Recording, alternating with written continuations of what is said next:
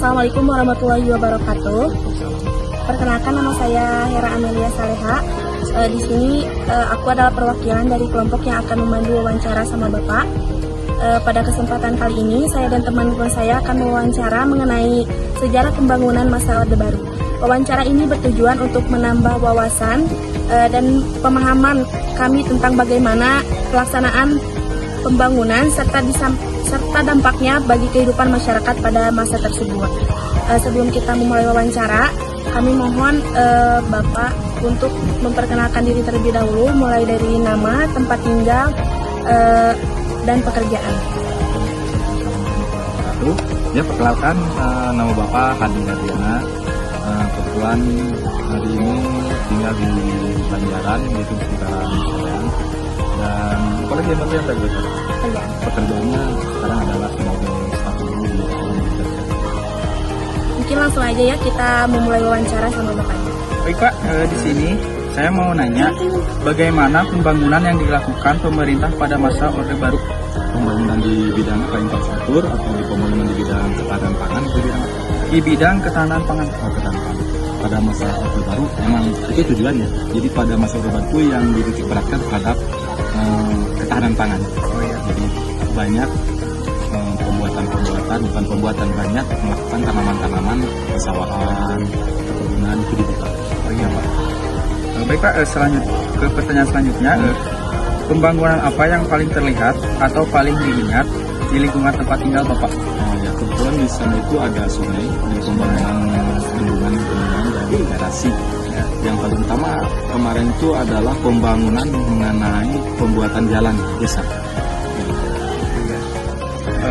Lanjut ke pertanyaan ketiga Pak, apakah pembangunan tersebut memberi dampak langsung bagi kehidupan di masyarakat? Sangat sekali, sehingga perekonomian di masyarakat menjadi lancar, apalagi dengan adanya jalan yang bagus, sehingga transportasi itu menjadi tidak terhambat. Ya. Peralihan perekonomian cepat dari desa ke kota dengan tidak adanya penghalang ataupun hambatan dari segi jalan. Oh ya Pak. Baik Pak, terima kasih atas wawancaranya. Baik Pak, pertanyaan selanjutnya, apakah pembangunan infrastruktur tersebut mempermudah aktivitas masyarakat seperti bekerja atau berdagang? Yaitu karena tujuan pembangunan infrastruktur itu seperti itu, yaitu untuk mempercepat pembangunan, untuk mempercepat pindahnya barang dari desa ke kota. Itu sangat. Baik Pak, satu lagi. Menurut Bapak, apakah hasil pembangunan dirasakan merata atau hanya di daerah tertentu? Nah, kebetulan pada masa Orde Baru, kalau kayaknya untuk pemerataan baru 80% karena ya itu, karena hambatannya mungkin karena dananya yang belum dapat besar, sehingga diprioritaskan yang paling utama dulu. Daerah-daerah terkecil mungkin belum nyampe, dan saya kira waktu terakhir pembangunan merata. Baik Pak, terima kasih. Baik Pak, di sini saya akan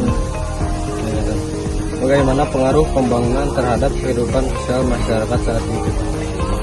Pada waktu Orde Baru, karena di bidang sosial ataupun politik di desa-desa, memang semua sedikit terganggu ya, karena pemerataan yang terjadi, pemerataan pembangunan di desa-desa mungkin tidak semerata sekarang ya, karena mungkin proses ya. Tapi dari besarnya bahwa sosial sangat. Apakah pembangunan membawa perubahan pola hidup misalnya dari desa ke kota? Ada ya perubahan yang namanya urbanisasi. Jadi banyak itu yang jadi masalah karena ketidakmerataan pembangunan di antara kota dan desa, sehingga banyak akibatnya terjadi urbanisasi. Itu perpindahan penduduk dari desa ke kota untuk mencari nafkah, karena ini terjadinya ketidakmerataan pembangunan. Apakah ada dampak negatif dari pembangunan yang Bapak Ibu rasakan? Bagi saya sendiri tidak selalu ada dampak, tapi mungkin bagi orang-orang yang perekonomian yang tidak bawah mungkin terasa. Bapak apa kabar? Baik. Gimana Bapak, Adel? Alhamdulillah sehat. Gini Bapak, saya mau nanya, Menurut Bapak, apa keuntungan terbesar dari pembangunan Orde Baru? Keuntungan yang terbesar di Orde Baru adalah program Pelita pembangunan 5 tahun. Jadi programnya terus Pelita berjalan terus, Pelita 1, Pelita 2 sampai terakhir. Mungkin di detik-detik lengsernya tadi itu karena adanya krisis moneter yang terjadi sehingga Pelita selanjutnya tidak terlaksana. Ya itu akibatnya karena ada krisis moneter sehingga pembangunan 5 tahun tidak berjalan lancar waktu zamannya. Oke, pertanyaan kedua, apa kekurangan atau masalah yang bisa diambil dari masa itu? Masalahnya atau solusi? Kekurangan atau masalahnya yang bisa diambil dari pembangunan masa Orde Baru? Dia itu karena adanya masalah moneter terakhir. Sebenarnya pembangunan Pelita ini bagus. Pelita itu bagus karena kan nggak mungkin kita merencanakan pembangunan dari kecil dan langsung merata, nggak mungkin. Mungkin itu kelemahannya. Kelemahannya adalah waktu Pelita itu adanya prioritas kayaknya, prioritas utama pembangunan yang menitik beratkan di kota dulu. Sedangkan pembangunan di desa-desa terpencil itu tidak terjadi pembangunan. Mungkin ya Pelita ya karena kayaknya proses sih kayaknya. Jadi ya, kemungkinan masalah utama adalah pembangunan yang tidak.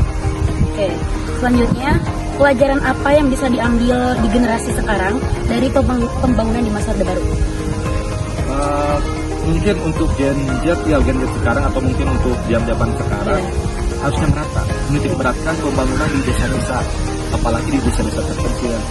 Karena pada waktu yang baru menitik beratkan di pusat-pusat kota dulu, sedangkan daerah-daerah terpencil seperti Papua, Sulawesi, Papua, daerah-daerah timur itu kurang ada pembangunan. Adapun pembangunan di tempat sendiri, pembangunan alhamdulillah ya, karena mungkin ya itu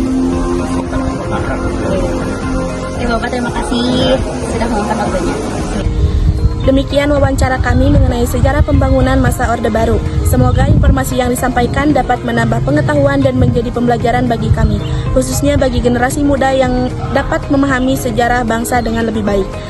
Apabila selama wawancara terdapat kekurangan atau hal yang kurang berkenan, kami mohon maaf. Akhir kata kami ucapkan terima kasih. Wassalamualaikum warahmatullahi wabarakatuh.